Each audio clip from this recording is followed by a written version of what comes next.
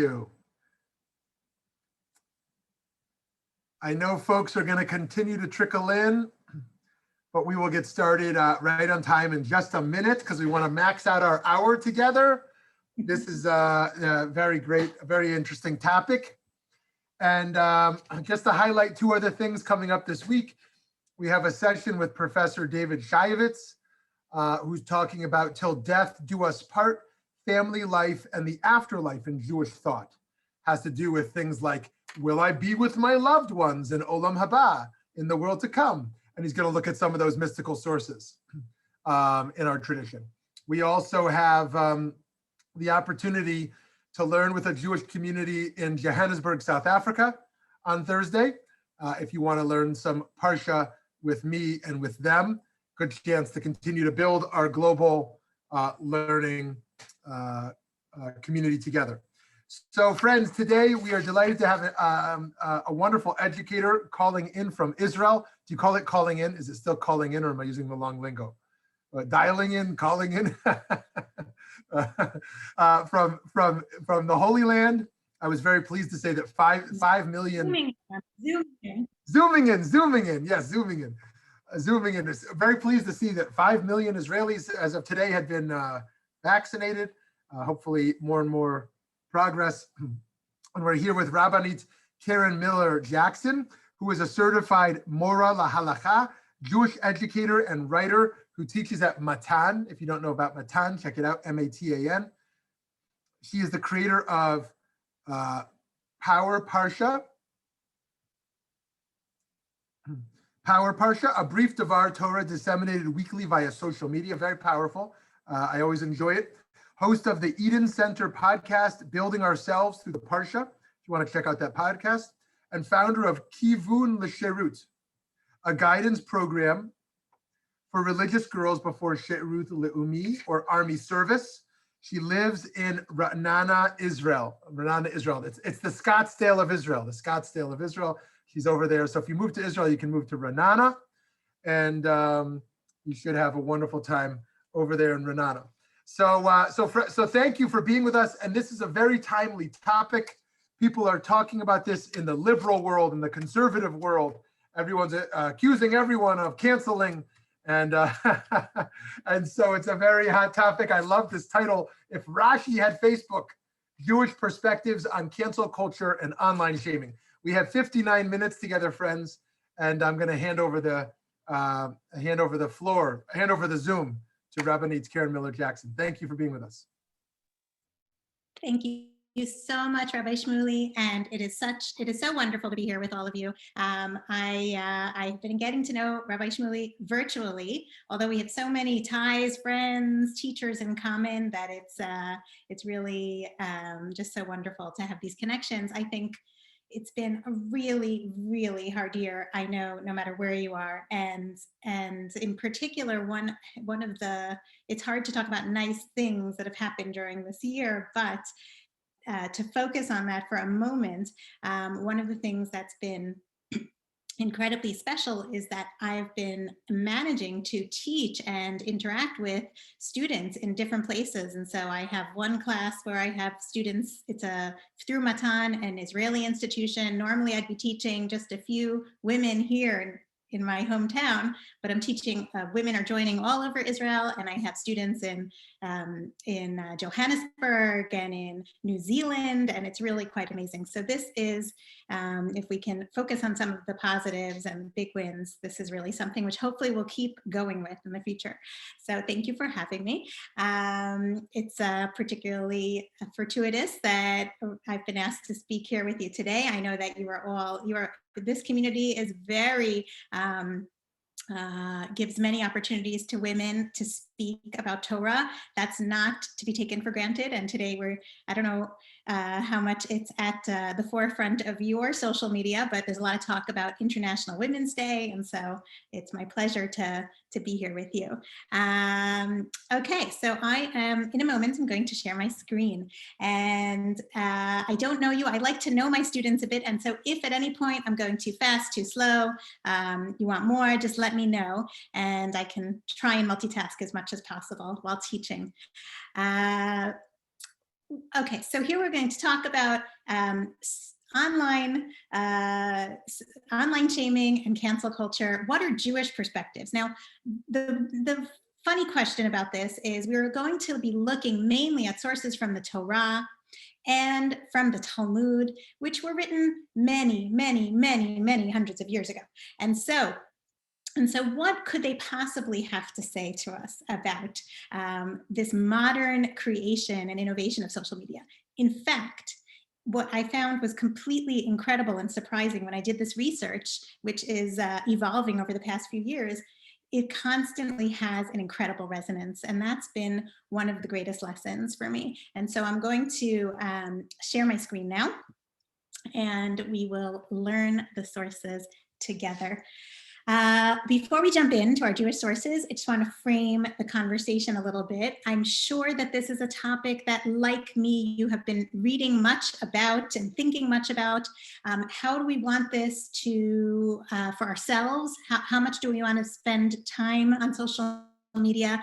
It has incredible positives and incredible negatives, and a lot in between.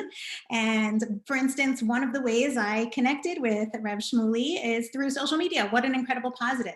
On the other hand, we know, if you look at this image that I have in front of you, you can see my screen, right? Give me a thumbs up, excellent. Here we have an article from 2016, feels like another lifetime ago, where it is highlighting, the Wall Street Journal highlighted in previous election, people who were generally liberal and generally conservative and featured, and we're not going to get political. We're not going to get political today, hopefully. Really, it's a conversation to be having no matter what your views are and what you think. But what we're seeing is that there's a greater and greater polarization among people. So people who tend to be more liberal are becoming more and more liberal. People who tend to be more conservative are becoming more and more conservative. And one of the reasons that's happening is that we are tending to follow only the people who we're interested in listening to. And it's becoming an echo chamber. There are many new words in our vocabulary that this conversation has really brought us. And so this is just one example of that. Just this week, we had in the news the story of Dr. Seuss's books. Dr. Seuss's books. My youngest child is now 10, and so we had to discuss it at the Shabbat table. It was a big discussion among my children, my teenagers. Should these books be taken? Should these books be taken off the shelf or not? And was this a cancel culture issue or not? We don't have the answers, but we know that the conversation is happening. And here we have J.K. Rowling. I don't know how much it was discussed. I don't know if she saw it in America. My husband's British and I'm in Israel, and so we were fascinated by what was happening. Certainly, it's perfect. When I talk about cancel culture here, I want to say I'm not saying that people shouldn't have different views and shouldn't disagree and shouldn't have and shouldn't really strongly disagree with what J.K. Rowling got into a lot of trouble for discussing regarding transgender people. And yet, I think that there was the fact that there was this cancel culture, which was expressed so much, where people decided to cancel her, was something controversial and something we have to look at as whether that's an ideal of a way to interact. How do we want our communication to be? Of course, following that was a Harper Magazine. This is just a little context. A Harper Magazine article, letter by many authors criticizing the idea of cancel culture in general and standing up against it. We also had, this is going back to 2013, this, I don't know if anyone is familiar with the Justine Sacco story, where a woman got on a plane in 2013, a long flight. Remember getting on planes? Haven't done that in a while. And she tweeted some really unsavory and unpleasant things about the person sitting next to her and the people she was interacting with. And it was horrible. It was horrible to read. You think, I can't believe she would talk that way. And she tweeted these things. She had very few friends on Twitter. She landed 10 hours later and she had been shamed online to the point where 10 years later, she's still discussing with reporters how much it ruined her life. And so we see that there's, on the one hand, a need for debate and disagreement and interaction. And there's people who we hope to influence. But how do we go about it? And when, if ever, should we be using cancel culture and online shaming is a big question. Of course, these questions are also philosophical for those of you who are interested in the philosophy behind these issues. Social media's had tremendous positives. So you see here we have the story of a aguna, a woman who could not receive a religious divorce. I won't get into all these issues, but if you're interested in the topic, you're welcome to search online. And a social media campaign helped free this woman. We know that there are people around the world living in countries that are not democracies where social media has been their saving lifeboat because they've been able to share with the world what they're experiencing. So we have also tremendous positives. But for those of you who are raising children or grandchildren or who teach young people, work with young people, we also know that there's great, unfortunately, tremendous levels of depression and mental health issues among teenagers. And if you allow me, before we get into the Jewish sources, which I promise we have 50 more minutes to do, I'd like to share with you, coming from Israel, a minute of this song. This is one of the joys of Zoom, which is, you're not going to understand the words unless you have great Hebrew, but you'll get the idea what social media is doing to our young people in terms of their view of themselves each day. How do they feel when they open up Instagram and see all the perfect pictures of their perfect friends? So I'll just play this for you for one moment.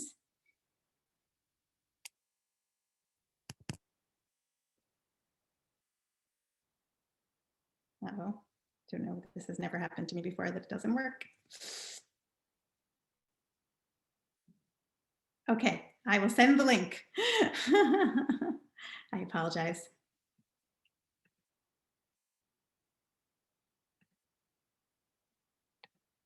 Okay, we're going to jump into our sources. I will send you the link on the chat. I apologize. It's a wonderful song. So now let us jump in together to learning. Already going back to the story of creation, the creation of humankind, we hear that human beings are created and they are called nefesh chaya. Okay, they're called a living being. Now, the truth is, animals are also called living beings. And I know which community I'm talking to here. so we see that there's a significance, a super important significance here being given to the phrase living being. But when it comes to humankind, the creation of humankind, our biblical commentaries explain that what makes humankind a living being, as opposed to animals who are also living beings, what differentiates us, says Rashi, the famous biblical commentator, shenitvosef bo de'ah v'dibur, that he was granted to him understanding and speech. So human beings received understanding and speech. The Aramaic translation, there's an Aramaic translation of the Bible by a commentary called Onkelos, if you could say that. And he says a similar thing. He says that humankind was created as a speaking spirit, in the Aramaic, ruach memalala, okay? Humankind is a speaking spirit. So we see that from the creation of humankind, one of the distinguishing factors is that human beings have the ability to speak, and how we use that, how we use the words in our speech is not insignificant. It's part and parcel of how we were created, and it has tremendous significance and meaning. So now, with the creation story in the back of our minds, I'd like to take you on a journey through the book of Bamidbar. We're going to have glimpses into the narrative of the book of Numbers. The book, it's called the Book of Numbers in English. In Hebrew, Bamidbar, of course, means in the desert. Bamidbar, but it's the same Hebrew word midbar and medaber, okay? Desert and speaking. And so what happens incredibly is that in this midbar, in this desert, which is filled with silence, We have a problem with dibur, with speech. And this book, in this book, we have a narrative of the breakdown of communication. And this is a great place to look, to talk about, and to see what Jewish sources think about how communication tends to break down and what's problematic about that. We're also going to see a tikkun, a fixing of that. So don't worry, it won't be all negative. So in source 4, we hear in chapter 11 of the Book of Numbers, until chapter 11, things are going well. The Jewish people are traveling through the desert. But in chapter 11, we hear about a group of people among the Israelites who start to be rabble-rousers, who cause trouble. And they are called the mitonanim, the moaners, okay, the murmurers. And it says in source 4, the people were as murmurers, speaking evil in the ears of the Lord. And when the Lord heard it, his anger was kindled, and the fire of God burnt among them and devoured in the uttermost part of the camp. Okay, so we're not going to get deep into the number of stories we're going to look at, but we're just going to get a sense of what's happening and what the interpreters are reading into this text. So there's this group of people who are causing trouble. They are complaining. And you can feel already in my reading of this verse that they don't seem to have a good reason at this point to be complaining. And so Rashi teaches that they were actually just trying to cause trouble. They were trying to stir up trouble in the camp of the Israelites. So Rashi explains, based on 2 words which are emphasized in our verse, mitonanim. He says the word mitonanim denotes people who seek a pretext. They are trying to separate themselves from God. They're trying to cause a rift between the Israelites and God. And the second thing is that it says that they spoke evil in the ears of God. Very unusual language. And Rashi explains they wanted their troublemaking to reach God's ears. They were trying to stir things up. It's like a call for attention, but they were trying to annoy and to anger God. And so we see that that they are speaking in a way that's going to get people all riled up. Okay, so this is the beginning. From this point in the narrative, there is a continuation of this, people who are constantly trying to have a more negative effect on the community of Israel in the desert. And so that's stage 1. In the next section, we have, so there's several stories that happen in the Book of Numbers. We have, maybe some of you can shout out, we have the story of the spies who, of course, go into Canaan and try to scout out the land, and they come back, and 10 out of the 12 have very negative things to say about the land, and they influence the entire people. So as opposed to in our last slide with the mitonanim, the murmurers, the complainers, the moaners, they only affected a small group. We see that there's a spreading effect where now when the spies go, they have a big effect on the whole people. Between the story of the murmurers and the spies, we also have a story of Miriam speaking badly about her brother Moshe. And so the biblical Midrash, the biblical commentaries explain, why are these stories put together? And it says here in this source, why is this section dealing with the spies put in juxtaposition with the section dealing with Miriam's punishment? The answer, to show the grievousness of the spy's sin, because she was punished on account of the slander which she uttered against her brother, and these sinners witnessed it, and they did not take a lesson from her. So now we have an even greater problem. It's not just that the murmurers who caused negative feeling amongst the camp were punished. We then have the story of Miriam speaking about her own brother. She may have had good intentions. We can't get too deep into the story just now. But the spies should have learned from her story, says the Midrash. They should have seen that speaking negatively and speaking without good reason, speaking negatively, they should have seen was dangerous. And now, as public figures, going and having a certain responsibility, they came back, they're supposed to be the leaders, they come back, and not only do they not speak positively, they speak negatively in a way that affects the entire people. So how does that happen? So there's a fantastic interpretation of a medieval commentary on the Torah called Nachmanides, who explains. Now you'll remember that when they came back, the spies, you may remember the story, they say there was this was some country. The fruit was amazing, the cities were built up, but they also were saying that it's so powerful there, there's no chance that we can win, and there's no chance we can enter the country and defeat them. And the word that they use, we don't have the Hebrew here, but in verse 28, the word that they use is howbeit, okay? They say ephes. In Hebrew, they say ephes. So in source 8, Nachmanides explains that their major sin was that they shut down the conversation. They did not allow for conversation. So in source 8, he says, they spoke only the truth. The Nachmanides is asking, Ramban is asking, what was so bad about what the spies did? They were told to spy out the land, and that's what they did.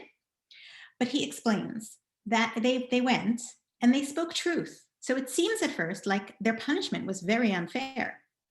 Of course, the punishment afterwards was that this generation will have to roam in the desert and not go into the land. So he says, at first they seemed to speak the truth. They spoke only the truth and answered what they were commanded and asked to report. They were asked to report about how the people are, about how the land is, about how the cities are fortified. And that's exactly what they answered.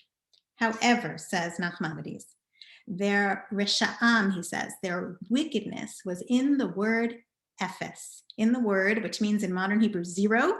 They spoke in a way which indicated impossibility, that there was no way that we were going to be able to go in. They shut down, there wasn't even a conversation. They shut down the conversation. And so we see that in the book of Numbers, we have story after story, which is emphasizing this question of what's going on, what this negative spiral of dissent, where people are starting to have negative feelings, are starting to criticize, and the criticism is often coming from a place of, sometimes coming from a place of not good reason, and it spreads to the point where it's also not allowing for any communication and any fixing of the situation. So we see this in the murmurers, we see this with Miriam, we see this with the spies who should have learned from Miriam, and now we see it in one more story. Before we move on from the book of Numbers, we see it in the story of Korach. Korach is a famous story where he and his crew criticize the leadership of Moshe, okay? And again, we can't get too much into the details of the story, but we know that he's critical of Moshe's leadership. And he makes some really strong claims against Moshe. He's unhappy and he wants a change. And so he has a group, he has a community who follows him, and he gathers them up. Now, we see in the story that their claim is not a good claim. And in the end, they are punished because they are not responsive to Moshe, and this criticism is not coming from the right place. And the way they are punished is anyone remember the story? The ground opens up and swallows them. Now, why is this important? Because we're going to see what the Midrash does. Now, often in the Bible, we have imagery which really fits with what's going on. It's really a very literary book, the Bible. And so here we see that in this Midrash, this is exactly what's being emphasized. The Midrash says, here we go to the English, with all these words, Moshe tried to appease Korach. So the Midrash explains that Moshe understood that Korach was upset and had a claim against him, and he wanted to talk to him about it. He wanted to discuss it. But you do not find that he gave him any answer. But Korach refused to come. Moshe calls Korach to come, okay? And he doesn't come. Now the Midrash explains why. The Midrash says, because he was clever in his wickedness, Korach, he said to himself, if I answer him, I know that since he has great wisdom, he will now overwhelm me with his words and to seduce me into being reconciled with him against my will. It is therefore better that I not respond to him. When Moses saw that there was nothing to be gained with him, he withdrew from him. So here in the first paragraph, we see that Moses wanted to engage with Korach. I'm sure they had lots to disagree about, but he tried to discuss the issues which Korach was upset about. But Korach refused to come. The Midrash builds the character here, builds the character of Korach, and says that he didn't want to get into a debate because he knew he would lose. And potentially, this is obviously the literary characterization of Korach in the Midrash. But what he's emphasizing is that Korach, what this is emphasizing, that Korach wouldn't speak. There was no communication. He refused to speak. I have my view, you have your view. We're not going to talk. I don't want to talk to you. And that is, again, another peg in the very big downward spiral within the Book of Numbers of what is happening. Korach's people, Korach's assistants, were called Datan and Abiram, okay? And the same thing happened with them, the Midrash explains. Moses sent to Datan and Abiram, and they too persisted in their wickedness and did not care to answer him. And they said, we will not come up. So here the Midrash does something very powerful. It says, when Datan and Abiram say to Moses, we will not come up, meaning we won't come up the hill to speak to you, the Midrash understands this as figurative and says, they say we will not come up. Their very mouths, here we're talking so much about the speech, they are punished through their mouths. Their very mouths tripped up these wicked men, for a covenant is made with lips. So they died and went down to the nethermost Sheol, okay, after they'd gone down. So what happened? They said we will not come up. Well, not only did they not come up, they went down. And so the speech here is very powerful. We see that this inability, this complete refusal to speak results in, first of all, we have to quash the rebellion because it was coming from a place of negativity and without good claim. And had they had good claim, presumably they would have come and spoken and made their claim and said, let's figure out an arrangement works better than this. But they wouldn't even speak to Moshe. So we have yet another story in Bamidbar of the breakdown of communication, of animosity, of anger. We see that the lack of speaking causes people to be more distant, more polarized. And so this is very similar to some of the things that we see today happening in the world of social media, which is affecting our real world, our live world. There's a great story. We're about to finish our section on the Book of Numbers, but there's a great story, which is a story at the end of the Book of Numbers, which is what I like to call a tikkun, a fixing of what has come before. And appropriate for International Women's Day, that fixing comes through the voice of women, of 5 girls, 5 sisters. They're not girls at the time, they're women. And of course, in partnership with the leadership, Moshe. So in chapter 27 of the Book of Numbers, we hear about these women called the daughters of Tzlofchad. Elsewhere, we hear their names are given. And what happens with them is that they have a claim. At this point, the women were not allowed to get an inheritance in the land of Israel.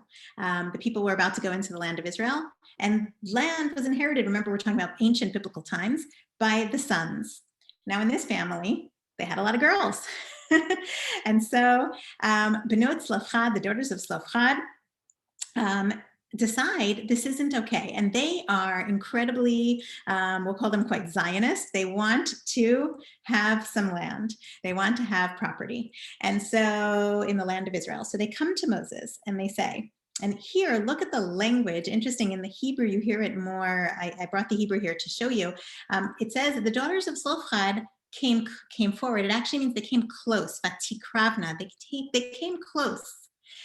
It's a word which appears a lot in Judaism. They're coming close. They're approaching. It's so different from the voice of we're trying to separate, we're trying to distance, we're trying to polarize. Here they come close. They're about to argue and make a case of something that they want to stand up for, which is just. But they do it. We hear already in the language of the biblical text from a place of lekarev, of let's work on this together and join together and fix this problem. And then we hear, the story is that they come to Moses and Moses has to consult with God. And God says to Moses in verse 7, Ken benot Tzlafchad dovrot, the daughters of Tzlafchad speak rightly. So here, again, the emphasis is on the speech, but at the end of the book of Numbers, it's positive speech. Okay, the daughters of Tzlafchad have made their case in a peaceful and in a wise and I don't want to say conciliatory, but they've made a good case and they've done it in a respectful way. And this is what is effective. And this is exactly what the commentaries see in the story, that it's perfectly okay. Look at, if you contrast this with Korach, each one had a claim on Moshe, each one had a claim against him. But the daughters of Tzlafchad's claim had validity and was coming from a place of not necessarily complete self-interest, but rather changing things for the better in the world. And so, so you might call them the first feminists, the daughters of Tzlafchad. And here they come to Moses and they say, and it works. And God says to them, they speak rightly, okay? They made a fair claim. Their words have been praised not only by the leader, but by God. And so this is an example of using the communication, of fixing the communication to fix the world. So, so that takes us through, if we really just see that these stories in the book of Numbers, we see a journey through what can happen, the negatives that can happen with communication, and how there can be attempts to fix things in a more positive way. I'm going to switch gears now, and we're going to look at some Jewish law. So what we've done until now is we've looked at biblical sources and some of the interpretation of the Bible for what are sort of more ideas and interpretive approaches, and it's really nice. But when push comes to shove, what is the scope of what Jewish law has to say about something like online shaming. And so that's what we're going to look at now. I like to interact. So if anyone has a significant question about Numbers, you can feel free to ask, or we can wait another 15, 20 minutes. And then when we're through all the sources, please feel free to ask me then.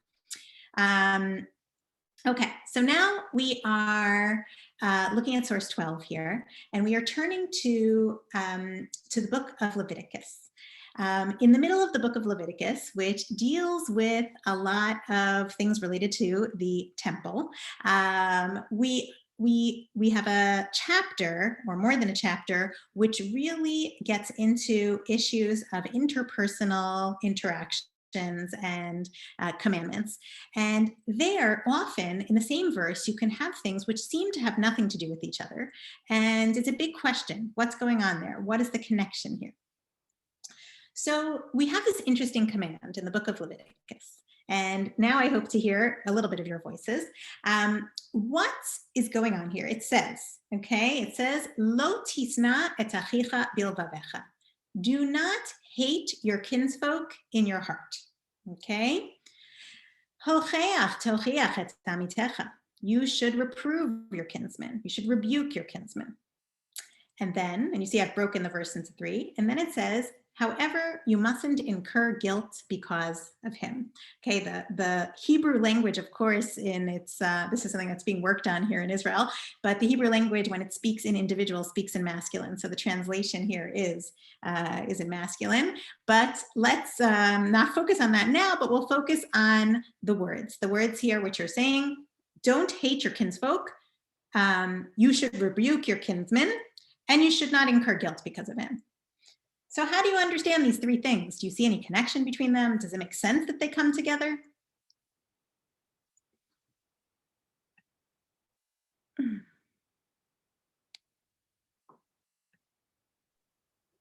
I think it's very logical to see you can rebuke your kinsmen without hating them. And those 2 fit together really well for me, but the incurring no guilt because of him is where I'm having a harder time fitting that one in. Excellent. Wait, remind me your name? Michaela. So Michaela is saying something great here. And in fact, she's very in sync with many of the biblical interpreters who saw a connection which seemed to make a lot of sense, that, okay, you shouldn't hate your kinsfolk in your heart, but you should reprove your kinsmen. Now, what's the connection between the two? Often we want to help people we love. And now we know, anyone who's read about relationship coaching and psychology knows that, telling people to change doesn't usually make them change. But when we want to share feedback, we want to do it from a place of love and not from a place of hate. And we also have to search ourselves. The verse is really emphasizing that we must search our motives here when we're telling people to do things differently. We have to search our hearts and see, where is this coming from? What place is this coming from? So yes, I completely agree with you. And how do we understand this third element of to not incur guilt? Anyone want to add anything before we go on to the interpretation? Well, one possible read is that if I don't take an appropriate form of feedback, then I will come to take an inappropriate form of feedback. You're saying the person who's rebuking. Right. Nice. Okay. So, right. So certainly, yes, it could maybe it's important to get this out of your heart, right? Don't let the hate fester. And in fact, that is one of the ways that the Talmud understands this verse. You have a wise rabbi. So let's look at Rashi. Rashi says, and do not bear sin on account of him. What does this mean? Do not incur guilt because of the person who you are rebuking. So Rashi explains, and this is a beautiful phrase in Hebrew, lo talbinat panav berabin. You mustn't whiten his face in public, or her face in public, meaning we mustn't shame them to the point that we bear sin, okay? So it's okay to rebuke, but we have to be careful. There's already in the verse, in the interpretation of the verse, we see a distinction between shaming in private and shaming in public. Okay, so already that's one of the things which is coming out here. We have to be very careful when it's in public, and we have to watch closely, what effect are our words having, which I'll already jump in here and say is not something you're going to be able to see very easily on social media, right? You're not going to be able to see a person's reaction and their facial expression when you rebuke them and what color their face is turning. So we see these verses are already resonating. So that we're going to look at two sections from the Talmud, which talk about rebuke. In the first one, we're all over the Bible today, so you're getting like a whole little survey. In the first one, there's a story about Abraham. Abraham makes a covenant with a foreign king called Avimelech. And when he makes this agreement with him, this is the first instance in the Bible of the word tochacha, rebuke, okay? And it says there, so it says that Abraham rebuked Avimelech. And the Midrash talks about rebuke in the following way. It says, Rabbi Yossi ben Rabbi Hanina said, rebuke leads to love. Now, who in the modern world thinks this, right? Rebuke leads to love. As it says in the book of Proverbs, a wise man, and he will rebuke a wise man, and he will love you. I don't love to be rebuked, but okay. And this is the view of Rabbi Yossi ben Hanina, who said, love unaccompanied by rebuke is not love. Okay, and so here we have something very powerful being said. On the one hand, we want to, this Midrash is saying that rebuke leads to love, okay, which is hard to accept. On the other hand, it's also saying love without any rebuke is not true love. And so here it's characterizing this relationship between Abraham and this non-Jewish king as a good relationship. And it's saying that Abraham couldn't have an agreement with him before first dealing with something that was festering in his heart. So he, way before the commands is given to rebuke others and not hate others, he's already practicing this, Abraham, and saying, I want the air to be clear. I want this relationship to be good. And so I'm going to call out the bad behavior. By the way, I forgot to mention the reason he was being rebuked is that the people under this king, Avimelech, some of the people had been digging wells in an area that was not allowed. So they were doing something a little unethical. And so Abraham sees this and says, this has to stop, and he rebukes, and the rebuke is meant to lead to love. Okay. We're going to see that that this topic goes through an interesting development. Okay, if until now it seemed in the Bible, at the time of the Bible, if it seemed acceptable to rebuke, we're going to see that now, in the time of this Talmud, hundreds of years later, it's already being questioned whether rebuking someone, whether telling someone off or criticizing them has any positive value whatsoever. So we see this already in the Midrash. We saw that there was, it was very positive, right? That when Abraham does it, it has positive outcomes. We saw in the pasuk, in the verse in Leviticus, that there's some hesitation, okay? There's clearly some hesitation because the verse is saying, you have to let out the hatred. You have to say something so that it doesn't fester inside you, so that the hate doesn't grow. But at the same time, we don't want the rebuke to go too far. Rebuke mustn't ever go too far. And so let's see what the Talmud, the first real major work of Jewish law, does with this dilemma. And it says as follows in source 15. It was taught, Rabbi Tarfon said, I wonder, now we have the rabbis discussing how does one rebuke? I wonder whether there is anyone in this generation who accepts reproof. Okay, so he himself is saying, who is capable of being criticized, really? Who likes to be criticized? For if one says to a person, now this was Talmudic example, so remove the toothpick from between your eyes. Okay, I don't know who's putting a toothpick between their eyes. The person would answer back, remove that beam from between your eyes. Okay, so what's happened in this interaction? Rabbi Tarfon has said, anyone who comes and says to me, take that, you have to fix that thing on your face. I'm going to say right back, well, you fix that thing on your face, right? No one's going to say, oh, thank you. That was really great. I'm going to accept that with love. And that makes me love you more.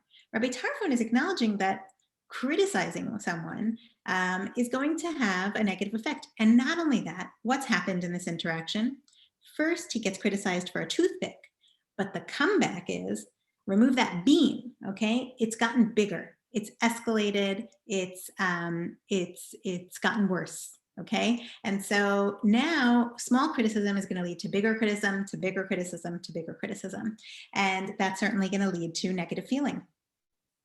The next rabbi, Rabbi Eliezer ben Azariah, says, I wonder if there is one in this generation, a person in this generation who knows how to reprove someone, how to criticize. And Rabbi Yochanan ben Nuri says, I call heaven and earth to witness for myself that often was Akiva, here we're talking about Rabbi Akiva, punished through me because I used to complain against him before our teacher, and all the more he showered love upon me. To make true what has been said, reprove not a scorner lest he hate thee, reprove a wise man and he will love thee. So we hear in this, now we see a real, I hope you can see the transition, that in the Bible, it seems to be acceptable to give rebuke, to give strong criticism to people, not too much, but it's acceptable, especially if they believe that it led to some amount of love and enhancing of a relationship. By the time of the Talmudic era, we see that the rabbis are really hesitant about this. And the only rabbi who seems to be able to take rebuke well is Rabbi Akiva, who was one of the holiest rabbis of all time, and who of course is known for saying that the most important thing in the entire Torah is to love your fellow Jew, your fellow, right? So to love everyone. So Rabbi Akiva may have had a very special ability to accept rebuke, to feel love when someone gives him rebuke. But your average person is not going to, according to the other rabbis, is not going to necessarily feel that way. So we see now this tension, and we see that the Talmud is already questioning whether this how much should this be done, whether it should be done at all. And so when we talk about online shaming, this is something which truly resonates, because certainly, and I know I think you're all very familiar with the issues, but what these sources can do is they can enrich us and help us think, when I open up Facebook or Twitter or whatever we're on, what do I want to say? How do I want to speak? Would I say this thing if I saw the person in person? And these sources are pushing us to think, what is the purpose of speaking badly or negatively about this thing? If it's for a quality purpose, like the daughters of Slofchad, who had a good, ethical, just claim and really were working to change things, then it seems that there is a good basis for doing that. But just to criticize someone else, how good is that going to be for the world and for relationships? And these are just things and sources to make us more aware of these issues. One final area of sources which I want to share with you is also from the Book of Leviticus, from the same section, which teaches us the command, two significant things. The command about Lashon Hara, not to speak badly and slander others. And the other one, which is Lo Ta'amod, do not stand idly by. Okay, and these are, and I know I'm speaking to a community of activists, a community of doers, and so I know that these are commandments which you're familiar with and which particularly speak to you. An interesting fact, here in Israel, I'm always blown away by the language. The truth is Lashon Hara and Lo Ta'amod. So Lashon Hara, which means slander, there's a law, an actual, the regular secular law. We're not talking about Jewish law now. The law in Israel of slander is called Lashon Hara, based on this, of course. And the law, what we call in America, the Good Samaritan law, I believe it's called, right? Not to stand idly by when you see someone being hurt. That is called Lo Ta'amod in Israel, right? The law not to stand idly by. And so there's something very beautiful about using the Torah to bring these things to modern general law is a beautiful thing, and seeing these things applied. So we see in this verse that we also have a command not to stand idly by. So until now we've been saying, careful who you criticize, careful who you shame, right? But at the same time, we also believe we want to not stand idly by when someone's getting hurt, when we want to do something. At the same time, we have a command not to slander. So how do we balance this basket of, on the one hand, we should criticize bad behavior. We shouldn't let someone get hurt. And on the other hand, we have to be careful not to shame people in public, not to lahalbin panim, not to whiten their faces in public, and not to slander. How do we balance these two things?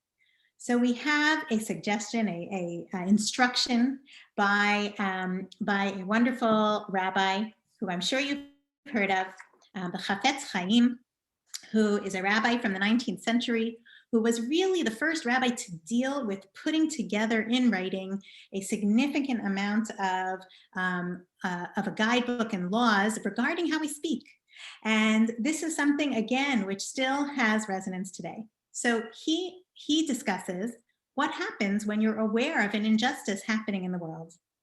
And the question there is, when are you allowed to share this injustice with the world? If you witness specifically someone doing something wrong, should you take that to social media? He didn't have social media, but should you? And I think what he says here can be applied today. So he says the person is permitted to speak out publicly about the actions of the one who did wrong, but on several conditions. And he gives a bunch of conditions. The ones that are relevant for us are that either you witness the act of wrongdoing, not just heard about it as a rumor, right? From a friend, or someone shared it, but you really verified, okay? So either you witnessed it or you seriously verified it. And next, you try to, perhaps you know the person, you try to rebuke them gently, and get them to maybe do a tikkun, a fix of the situation. But if not, says the Chafetz Chaim, it may be made public. As long as the person is making it public for the right reasons, not out of hatred, not just to shame, but out of desire to make the world better, to do a better, to make the situation better, and to have a tikkun for this act was done, and to make sure this person does not hurt others. And so these things are really a case by case. I think we see here that the sources don't give us a black and white answer, but they allow for a lot of leeway for when it would make sense to that online shaming and things like this. In general, we don't want to spend our lives with engaging in such negativity. On the other, and it has an effect, like in the Book of Numbers, it had a terrible effect on the nation.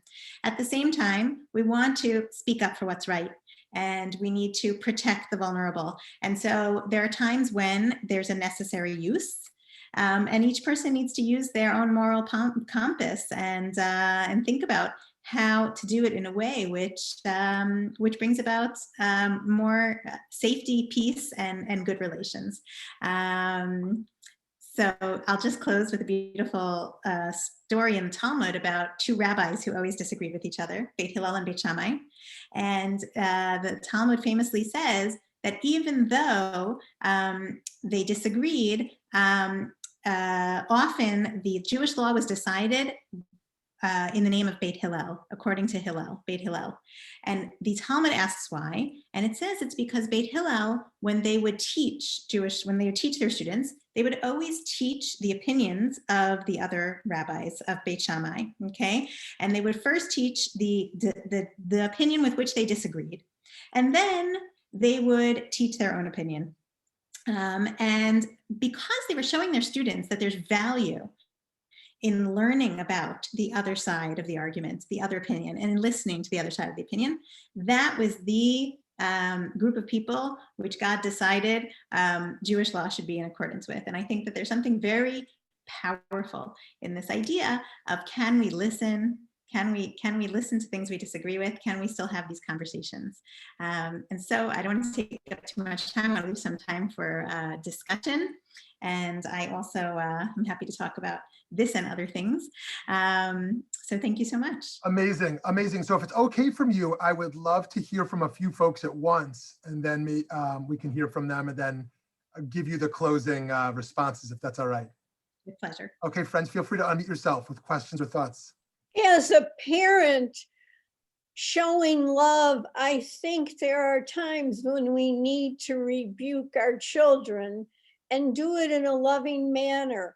I don't want my kids to smoke, but I'm not going to embarrass them in front of other people or their friends. So that's just one example that came to mind.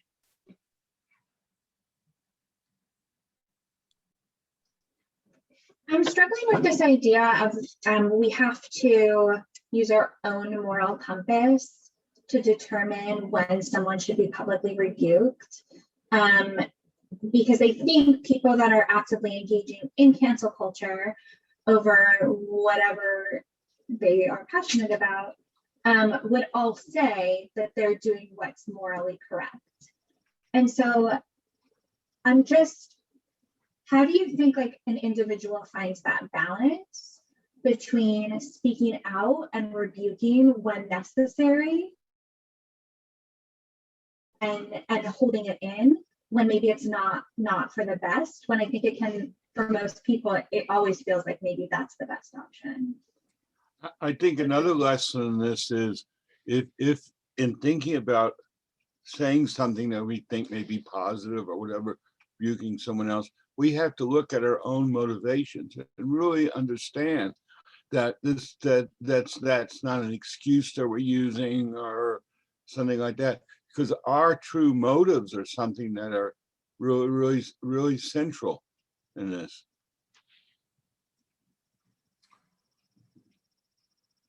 Are there other folks?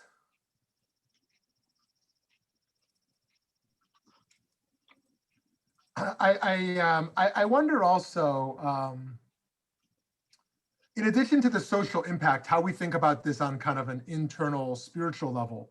We wouldn't call, like if someone had said something we found disgusting and we decided we didn't want to be followers of theirs anymore, we wouldn't exactly call that canceling. It would kind of be using our discretion as to who we spend our time with, who we admire and who we don't.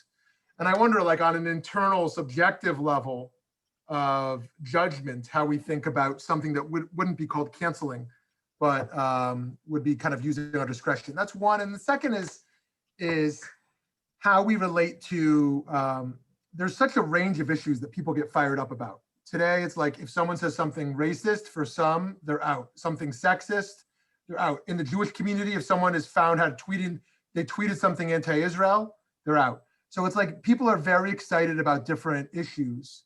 And how do we kind of hold a space where someone feels kind of level 3 passionate about someone else? For someone else, it's their 9. And really, they can't connect on that. And it's also even more complicated than that. You say if someone else says something against Israel, well, it could be they say something against a particular political thing that they don't consider as against Israel, but someone else who has the other view would consider it that way and being angry. So it gets even more complicated. And in the culture of hate that's been going on, that sort of problem's been escalating. It sounds like in Israel as well as in the US. I just to add one other layer to that what about the historical shifts in norms? Someone who is 80 years old, 40 years ago, made sex jokes in the office, and that was the norm. And today, like, you would be out if you went anywhere near that. Like, and how do we think back to the past around things that were appropriate and aren't appropriate? What's the line when we say, okay, that was a different era, you know? Yeah, I think Dr. Zeus is an excellent example of that. Yes. Luckily, the ones that came off the shelf weren't the best ones, right? So, at least in my opinion. Gosh, there's so much important stuff to discuss here. To start with Eileen, I think I so agree with you. I have 5 children, thank God, and ranging in age from almost 21 till 10.